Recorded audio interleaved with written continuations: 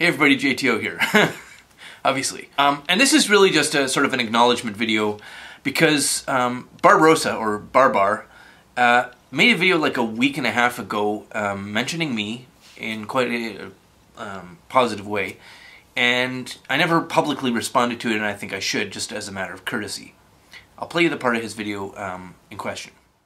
It suffocates them. Now, John the Other just uploaded a video in response to Razorblade Candy's video about him and A Voice for Men. And if you look at the 1 minute mark, I mean, watch this video and watch his body language and look at him describe with the relief and the weight visibly coming off of him when he describes how much freer he is to just say whatever the fuck he wants now that he left the MRA portion of the manosphere and is making MGTOW content.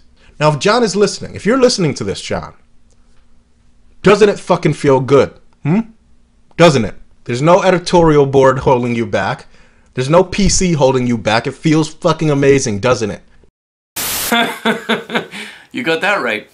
In fact, it's actually much worse, or it was much worse than even you might imagine.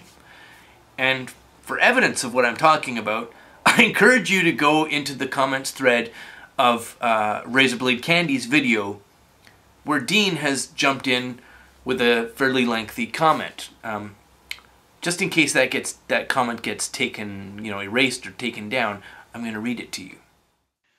Now, I was going to read the entirety of Dean's comment, just, to be complete, but I did the recording of that, and it's so long.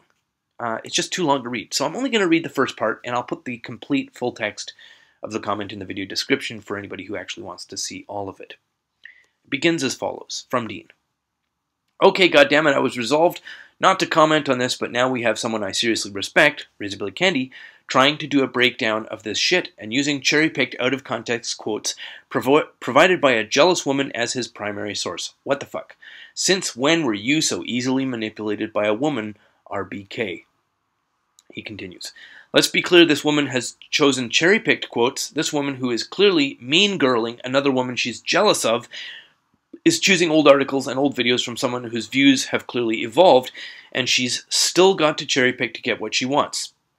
This is seriously man-boobsy shit, and I can't believe you're letting MGTOW woman use you like this. You know Diana Davison has openly declared she is a MGTOW, and anyone who doesn't like it can go F themselves, right? Why are you relying on this person for your quotes? Why aren't you even seeking alternate points of view? Why are you even putting someone like me, he means himself, Dean Esme, in a position of being seen as white knighting just for calling bullshit, when you could just as easily contact me and ask me shit, or contact Judgy Bitch and ask her shit? It was this kind of womanly relational aggression bullshit, cherry-picking statements, reading insidious motives into what others were saying and doing, projecting paranoid fantasies onto others, that got this MGTOW woman, Diana Davison, thrown off A Voice for Men. Actually, it was pretty near the end when she wrote an article proclaiming herself MGTOW, and then got pissy when we wouldn't publish it, when AVFM wouldn't publish it, although she eventually put up a watered-down version of it on the Cock website, which you can still read today unless she's pulled it. Just who is subverting MGTOW again? Question mark. Her mean-girling Janet, by the way, was incredibly minor until now, compared to her constantly alternately flirting with or picking fights with male staff members at A Voice for Men, creating shitstorms with gossip, whispered behind-the-back allegations about practically everybody, her relational aggression bullying of at least half a dozen AVFM staff that I can name, and probably some I don't even know about, and constantly creating drama like the stereotypical wannabe alpha female, had nearly everybody hating her by the end. I was the only guy who managed to stay friendly with her at all, and that was because I'm basically a nice guy, too nice sometimes, and I'll talk to almost anyone. I was, in the end, the only one left defending her or JTO, and hoping they would stop engaging in witch hunts. La la la la la. It goes on and on and on. Okay. Now, a couple of interesting points. The most obvious is that this tirade that Dean posted in the comments to RBK's video is almost purely an attack on character, on the character of Diana, and by proxy on my character, that I am her puppet, right?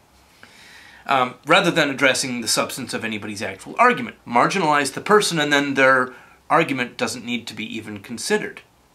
Where Dean does address argument, when I had a conversation with Dean about the enslavement of a husband, I was reading Paul's article of 2011 called A Letter to the Traditionalist Woman. Funny how he left that out of his little attack. Additionally, I've given a number of interviews to different organs of the media, particularly to Adam Serwer, who I know is one of the favorites of AVFM. And on each of those interviews, which were done by phone, I basically stonewalled Serwer every time he tried to get dirt and, you know, scurrilous details, personal bullshit, personality conflict stuff, so that he could smear AVFM with it. Even after they banned me, slandered me, and so on. So the idea that Dean is now trying to slander... I'm not going to characterize it. You can figure out what that is. It's not an attack on the argument, it's an attack on the person. I also remained silent for at least 3 months after I was banned because I didn't want to have this be a shit-slinging match. I want to reserve my comments to items of rhetoric and, you know, policy. But returning to Barbara's comment, yes, it is fucking great to be out from under. And the narrative of the Diana being the puppeteer and the... Yeah. Oh god, that was going on while I was there too. One of the reasons why I felt so relieved to be out from under. Now, the last thing here is that I feel great, I feel tremendous sympathy for Dean in the position that he's in.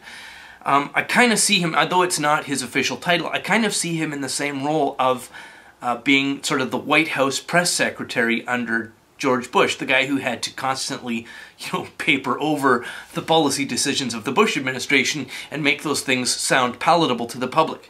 Dean is kind of in that position now, and it must be unbelievably fucking stressful. AVFM has made a sharp turn in their policy. This is transparently visible to anyone. The problem is that they're pretending that they haven't made a sharp turn. Now, I'm not going to say whether the sharp turn is good or bad. It may, in fact, be a really good thing for AVFM as an organization, as a media outlet, as an organ that wants to be mainstream, wants to be accepted. They want their senior people to be able to go on to Fox News or MSNBC as the tame MRAs and be part of the talking head panel discussions. But Dean, oh god, man, I feel so fucking sorry for you, dude. You have to be the guy to apologize and smooth over all the time. Oh, I mean, I hope your health is okay, man. Because I couldn't handle that. Anyway, and I guess if there's more attacks on me, I guess I'll have to respond to those too. Thanks very much for watching, and have a lovely day.